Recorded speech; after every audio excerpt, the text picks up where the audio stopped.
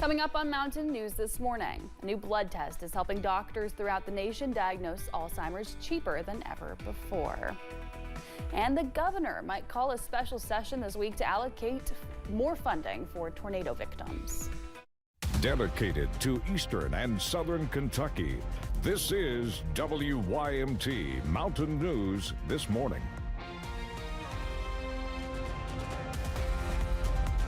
Good morning and a happy Friday to you, Mountain family. I'm Amelia Lee here with you on this May 30th. We are right at 5:30 this morning. And Eric, we finally made it to Friday. We did. It's just honestly a great feeling to know it's Friday.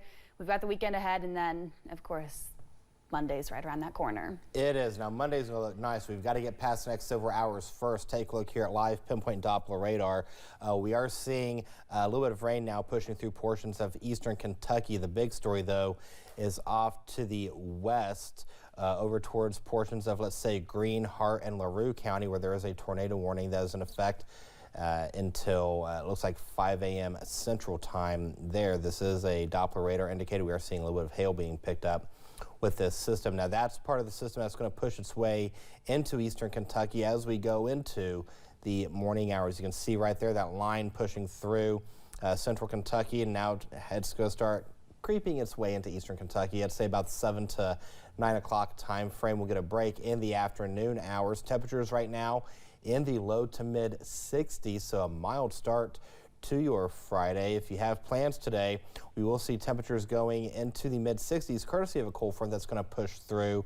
And you can see how we just kind of taper that off into the 4 o'clock time frame with a rain cooled 61. But Amelia, as you mentioned, Monday is just around the corner. It's going to look pretty darn nice. Details on the first alert forecast in a few minutes. Amelia. A Harlan restaurant is now the site of a drug investigation. Yesterday, Drug Enforcement Administration officials and Kentucky State Police troopers were seen at Cezanne Steakhouse. DEA officials tell WYMT that they were there on a judicial authorized law enforcement operation that's part of a drug investigation. That's all they would tell us. The restaurant later posted on Facebook that they are open once again. 3 people were arrested on sex-related charges involving several children. State police say the investigation began nearly 1 year ago when they were contacted by the Wolfe County Department for Community-Based Services. They were able to identify 5 victims. 47-year-old David Parks and 40-year-old Alicia Parks, both of Campton, and 40-year-old Rebecca Mann of Beattyville face various charges. A Pike County man was indicted by a grand jury last week for reportedly going inside a home and firing a gun.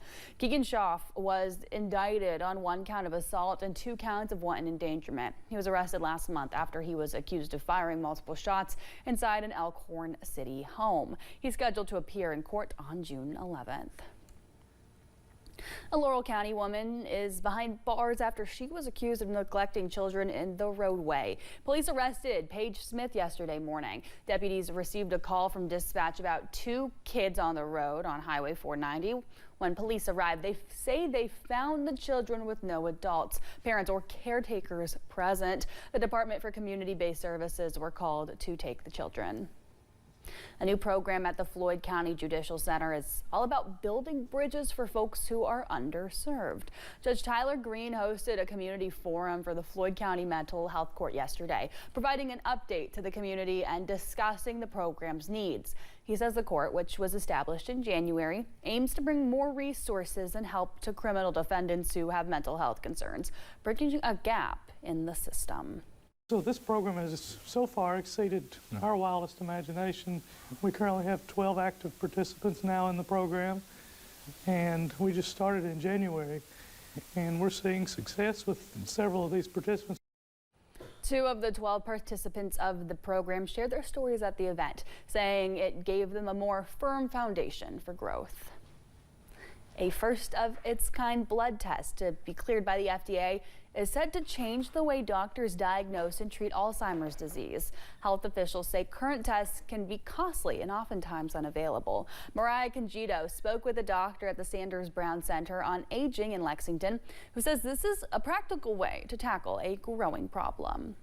Blood tests are a path forward. Dr. Gregory Janka, a neurologist with the Sanders Brown Center on Aging, says there are 6 million people in the U.S. who have Alzheimer's disease. Alzheimer's remains an uncurable condition, but we're familiar with that. It's a chronic health condition. We have many other chronic health conditions that don't currently have a cure, but are completely treatable. This is especially the case, Dr. Janka says, with an early diagnosis. For most folks, the vast majority, over 80%, a single blood draw is going to give them an answer, at least in this point in time. The FDA's approval of Fujirebio's Lumipulse G, a blood test with over 90% accuracy, can now be used by doctors to say whether or not someone has a buildup of amyloid plaques in their brain. And this all done at the fraction of the cost of what a PET scan would cost, and with the simplicity that by far exceeds collecting somebody's spinal fluid and sending it on for testing. Dr. Janka says this test is for people who already have memory problems or other signs of Alzheimer's. He says, to be clear, it can't be used to measure how the disease is progressing. If you've not looked at and or addressed the possibility of memory decline by the time you reach the age of 65, you need to get started now. Dr. Janka says the approval of this blood test is another step forward in one day ensuring no one knows anyone who has or has had Alzheimer's. Mariah Congido, WKYT. This blood test is supposed to be cheaper and more available in rural areas. We are told it's also less invasive than a spinal tap or PET scan currently used to diagnose. Earlier this week, Governor Andy Beshear told the Lexington Herald leader that it's a, quote, likelihood that he would call a special session of the state legislature to put aside funding for counties impacted by the recent tornado. A portion of that funding starts with lawmakers in the Capitol, but this year is not a budget year. Repeated severe weather means a special session might be needed, and lawmakers could return to Frankfort before the scheduled 2026 session. The legislature rightfully wants a lot of numbers and needs them. It's really hard to pull together out of the chaos that is a natural disaster. Those decisions are made by our House and Senate leadership, but again, I think the General Assembly has shown that we can react quickly. We've helped with the Western Kentucky issues, we've helped with the Eastern Kentucky flooding, and I think this issue would be able to be dealt with as well. Budgets are passed every 2 years. Last year, the state legislature set a $100 million cap for emergency disaster spending. Governor Beshear said in his Team Kentucky briefing that there's a joint effort with the Budget Office, Emergency Management, and hard-hit communities to try to nail down a more specific number. Well, we do want to remind you about a tornado relief benefit concert happening in London this weekend. The Banding Together concert is at the Wildcat Harley-Davidson on Saturday and Sunday. That address, 575 East Hal Rogers Parkway in London. Local bands and artists will perform from noon until 5 both days. All proceeds and supplies going toward tornado relief efforts. There will also be a concert in Corbin this weekend where the proceeds will go toward tornado relief. Halfway to Hazard, along with Anthony Smith, will perform with Nathan Coots, Brock Burton, and the No Handshakes Band on Saturday.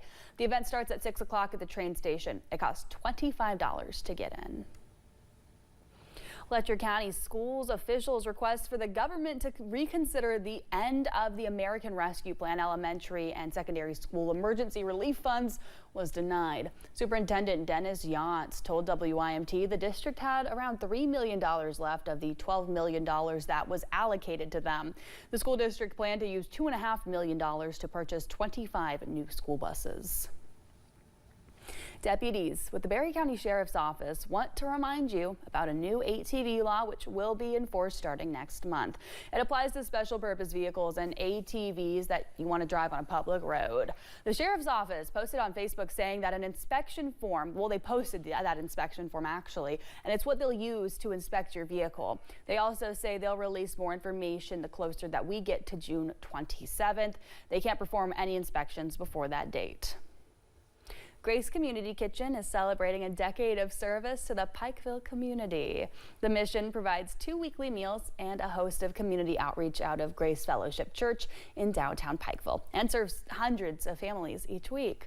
The program, spearheaded by Pastor Debbie Bailey, celebrated its 10-year anniversary yesterday, with those involved saying it's a blessing to know the program continued to grow and adapt to meet the needs of the community.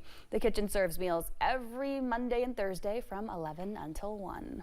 I've gotten feedback over the years of people just reaching out to me and making comments like that we really got them through a tough time, that we helped their family when they were in need. And it's just really heartwarming and encouraging to know that we were able to be there when somebody is at their lowest, to be able to provide the most basic of human needs. Bailey credits all of the success and growth to God, reminding those in need that the kitchen serves meals every Monday and Thursday from 11 until 1 at 115 Wolford Street in Pikeville. Well, public pools are opening up across the region, but it might be a bit longer for some folks in Prestonsburg.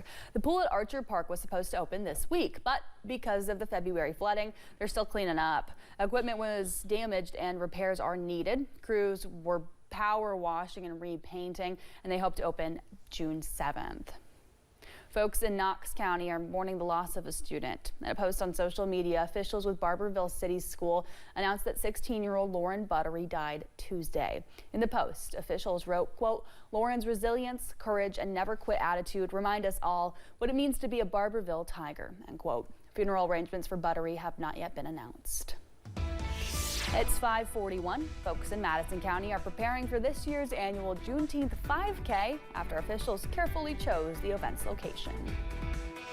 And in the world of weather, we are seeing a little bit of rain push through now, but the big story is just to the west of us. Details coming up.